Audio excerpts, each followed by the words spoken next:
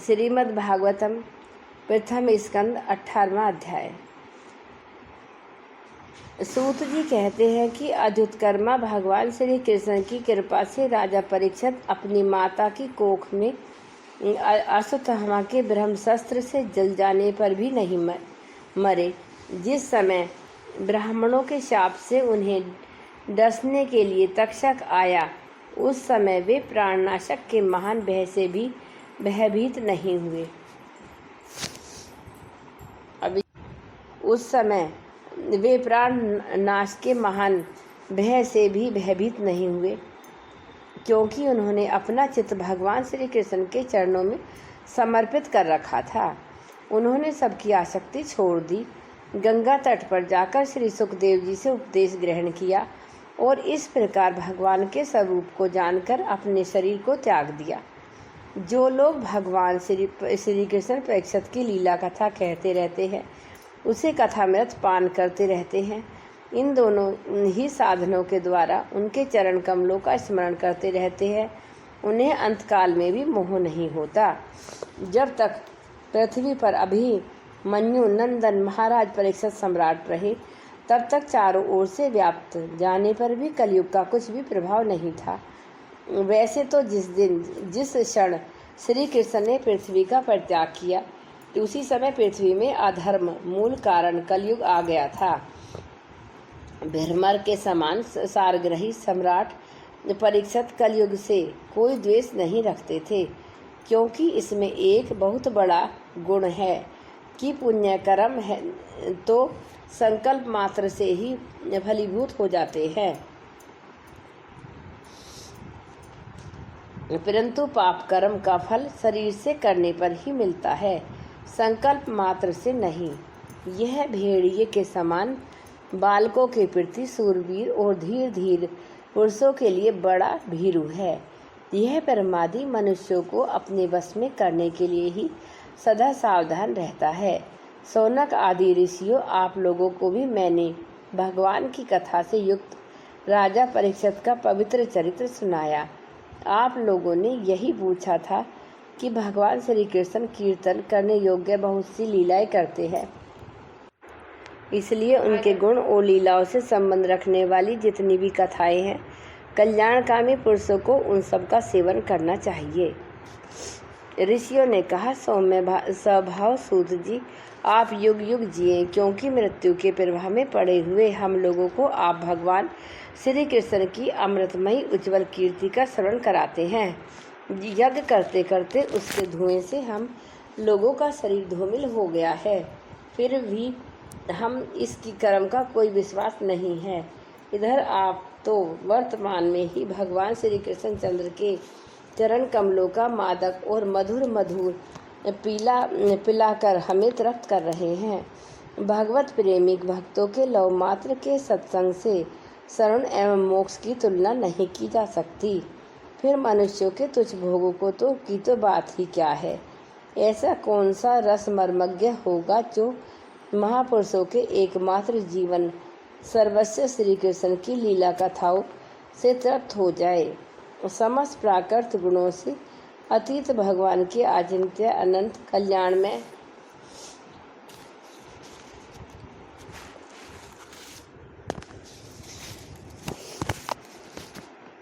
गुण गणों का पार तो ब्रह्म शंकर आदि बड़े बड़े योगेश्वर भी नहीं पा सके। विद्वान, आप भगवान को ही हम अपने जीवन का ध्रुवतारा मानते हैं, इसलिए आप सत्पुरुषों एकमात्र आश्रय भगवान के उद्धार और विशुद्ध चरित्रों का हम श्रद्धालु श्रोताओं के लिए विस्तार से वर्णन कीजिए। भगवान के परम प्रेमी महाबुद्धि परीक्षित ने श्री सुखदेव जी के उपदेश किए हुए जिस ज्ञान से मोक्ष रूपी भगवान के चरण कमलों को प्राप्त किया, आप कृपा करके उसी ज्ञान और परीक्षित के परम पवित्र उपाख्यान का वर्णन कीजिए, क्योंकि उसमें कोई बात छिपाकर नहीं कही गई होगी और भगवत प्रेमी की अद्भुत योग निष्ठा का निरूपण किया गया होगा। उसमें पद पद पर भगवान श्री कृष्ण की लीलाओं का वर्णन हुआ होगा। भगवान के प्यारे भक्तों को वैसा प्रसंग सुनने में बड़ा रस मिलता है। सूत जी कहते हैं, अहो विलोम जाति उत्पन्न होने पर भी महात्माओं की सेवा करने के कारण आज हमारा जन्म सफल हो गया है, क्योंकि महापुरुषों के साथ बातचीत करने मात्र से ही नीच कुल में उत्पन्न होने की मनोव्यथा शीघ्र ही मिट जाती है। फिर उन लोगों की तो बात ही क्या, जो सत्पुरुषों के एकमात्र आश्रय भगवान का नाम लेते हैं। भगवान की शक्ति अनंत है, वे स्वयं अनंत हैं। वास्तव में उनके गुणों की अनंतता के कारण ही उन्हें अनंत कहा गया है। भगवान के गुणों की समता भी जब कोई नहीं कर सकता, तब उनसे बढ़कर तो कोई हो ही नहीं सकता। उनके गुणों की यह विशेषता समझाने के लिए इतना कह देना ही पर्याप्त है कि लक्ष्मी जी अपने को प्राप्त करने की इच्छा से प्रार्थना करने वाले ब्रह्म आदि देवताओं को छोड़कर भगवान के न चाहने पर भी उनके चरण कमलों की रज का ही सेवन करती हैं। ब्रह्मा जी ने भगवान के चरणों का प्रक्षालन करने के लिए जो जल समर्पित किया था, वही उनके चरण नखों से निकलकर गंगा जी के रूप में प्रभावित हुआ।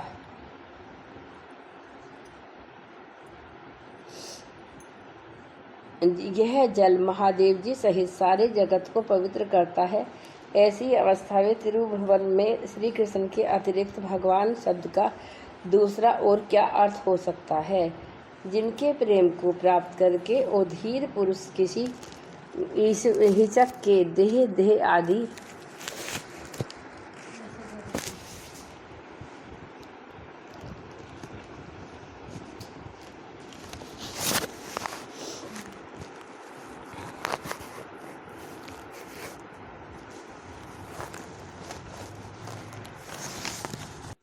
विद्वान, आप भगवान को ही अपने जीवन का ध्रुवतारा मानते हैं, इसलिए आप सत्पुरुषों के एकमात्र आश्रय भगवान के उद्धार और विशुद्ध चरित्रों को हम श्रद्धालु श्रोताओं के लिए विस्तार से वर्णन कीजिए।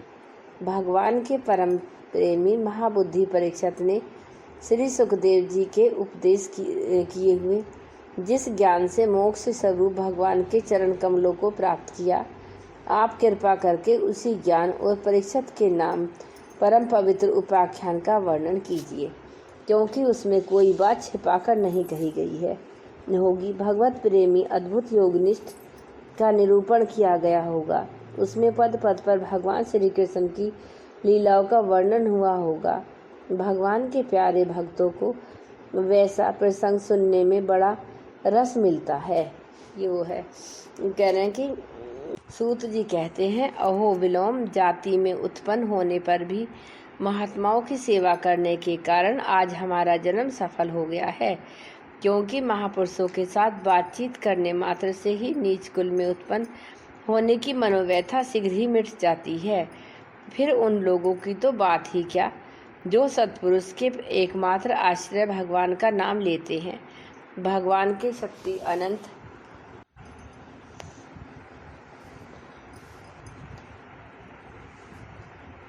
फिर उन लोगों की तो बात ही क्या है, जो पुरुषों के एकमात्र आश्रय भगवान का नाम लेते हैं। भगवान की शक्ति अनंत है, वे स्वयं अनंत हैं। वास्तव में उनके गुणों की अनंतता के कारण ही उन्हें अनंत कहा गया है। भगवान के गुणों की क्षमता भी जब कोई नहीं कर सकता, तब उनसे बढ़कर तो कोई हो ही नहीं सकता।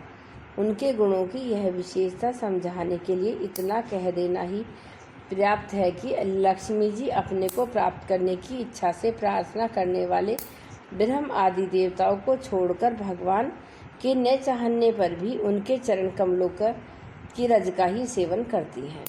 ब्रह्मा जी ने भगवान के चरणों का प्रक्षालन करने के लिए जो जल समर्पित किया था, वही उनके चरण नखों से निकलकर गंगा जी के रूप में प्रभावित हुआ।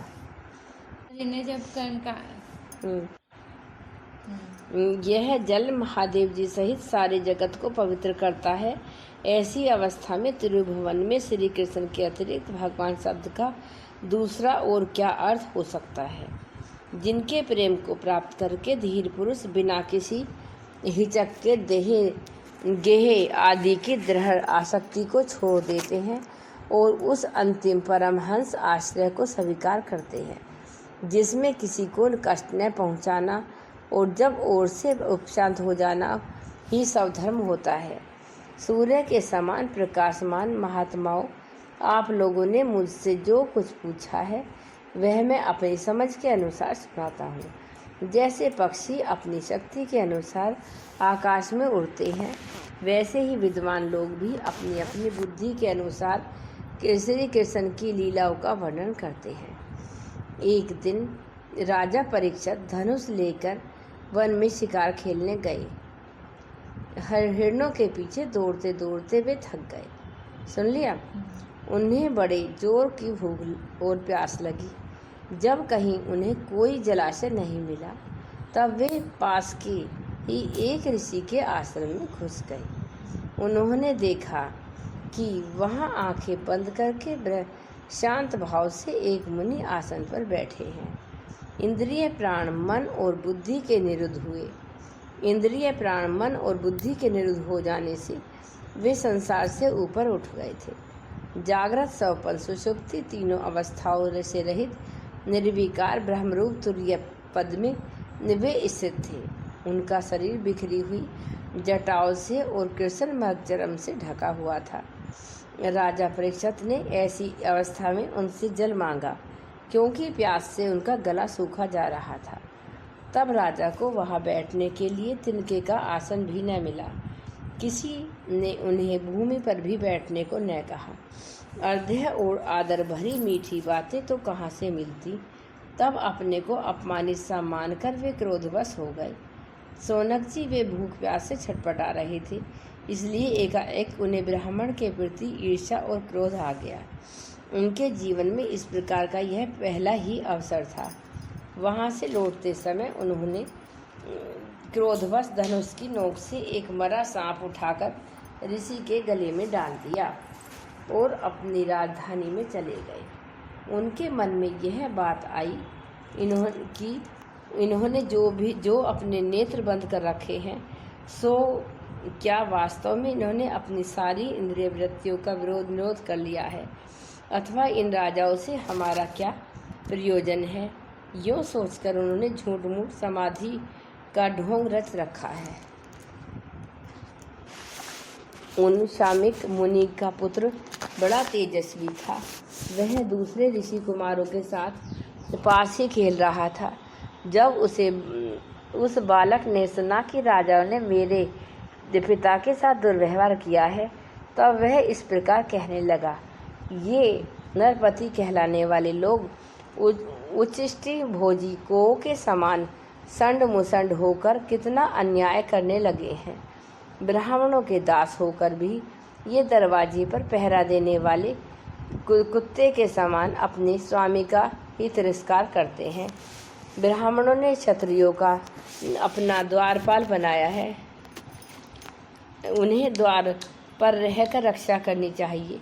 घर में घुसकर स्वामी के बर्तनों में खाने का उसे अधिकार नहीं। अतएव उन मार्गगामियों के शासक भगवान श्री कृष्ण के परम धाम पधार जाने पर उन मर्यादाओं को तोड़ने वाले को आज मैं दंड देता हूँ। मेरा तपोबल देखो।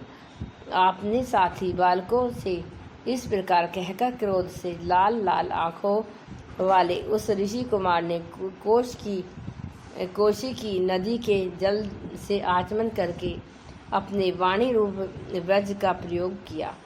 कुलांगार परिषद ने मेरे पिता का अपमान करके मर्यादा का उल्लंघन किया है, इसलिए मेरी प्राण प्रेरणा से आज के 7वें दिन उसे तक्षक सर्प डस लेगा। इसके बाद वह बालक अपने आश्रम पर आया और अपने पिता के गले में सांप देखकर उसे बड़ा दुख हुआ तथा वह ढाड़ मारकर रोने लगा। विप्रवर सोनक जी शमिक मुनि ने अपने पुत्र का रोना चिल्लाना सुनकर धीरे धीरे अपनी आंखें खोली और देखा कि उनके गले में एक मरा सांप पड़ा है। उसे फेंककर उन्होंने अपने पुत्र से पूछा, बेटा तुम क्यों रो रहे हो? किसने तुम्हारा अपकार किया है क्या? उनके इस प्रकार पूछने पर बालक ने सारा हाल कह दिया। ब्रह्म ऋषि शमीक ने राजा की शाप की बात सुनकर अपने पुत्र का अभिनंदन नहीं किया। उनकी इंद्रियां परीक्षित शाप के योग्य नहीं थे।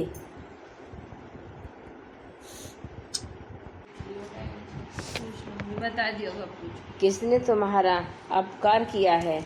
उनके इस प्रकार पूछने पर बालक ने सारा हाल कह दिया।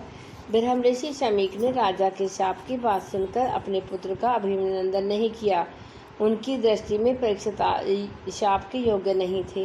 उन्होंने कहा, ओह मूर्ख बालक, तूने बड़ा पाप किया। खेद है कि उनकी थोड़ी सी गलती के लिए तूने इतना बड़ा दंड दिया। तेरी बुद्धि अभी कच्ची है। तुझे भगवत स्वरूप राजा को साधारण मनुष्यों के समान नहीं समझना चाहिए था, क्योंकि राजा के दुस्सह तेज से सुरक्षित और निर्भय रहकर ही प्रजा अपने कल्याण संपादन करती है। जिस समय राजा का रूप धारण करके भगवान पृथ्वी पर नहीं दिखाई देंगे, उस समय चोर बढ़ जाएंगे और आरक्षित भेड़ों के समान एक क्षण में ही लोगों का नाश हो जाएगा। राजा के नष्ट हो जाने पर भी धन आदि चुराने वाले चोर जो पाप करेंगे, उसके साथ हमारा कोई संबंध न होने पर भी वह हम पर भी लागू होगा, क्योंकि राजा के न रहने पर लुटेरे बढ़ जाते हैं और वे आपस में मारपीट गाली गलौज करते हैं। साथ ही पशु, स्त्री और धन संपत्ति भी लूट लेते हैं। उस समय मनुष्यों का वर्ण शर्माचार युक्त वैदिक आर्य धर्म लुप्त हो जाता है। अर्थ, लोभ, काम, वासना के विवश होकर लोग कुत्तों और बंदरों के समान वर्ण संकर हो जाते हैं। सम्राट परीक्षित तो बड़े ही यशस्वी और धुरंधर हैं। उन्होंने बहुत से अश्वमेध यज्ञ किए हैं। वे भगवान के परम प्यारे भक्त हैं। वे ही राजऋषि भूख प्यास से व्याकुल होकर हमारे आश्रम पर आए थे। वे शाप के योग्य कदापि नहीं हैं। इस नासमझ बालक ने हमारे निष्पाप सेवक राजा का अपराध किया है। सर्वात्मा भगवान कृपा करके इसे क्षमा करे। भगवान के भक्तों में भी बदला लेने की शक्ति होती है, परंतु वे दूसरों के द्वारा किए हुए अपमान, धोखेबाजी, गाली गलौज, आक्षेप और मारपीट का कोई बदला नहीं लेते। महामुनि शमीक को पुत्र के अपराध पर बड़ा पश्चाताप हुआ। राजा परीक्षित ने जो उनका आगमन किया था, उस पर उन्होंने ध्यान ही नहीं दिया। शमीक थे वो जो मुनि जी थे, शमीक था उनका नाम। अच्छा।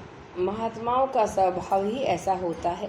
जगत में जब दूसरे लोग उन्हें सुख दुख आदि द्वंद्वों में डाल देते हैं, तब भी वे प्राय हर्षित या व्यथित नहीं होते, क्योंकि आत्मा का स्वरूप तो गुणों से सर्वथा परे है।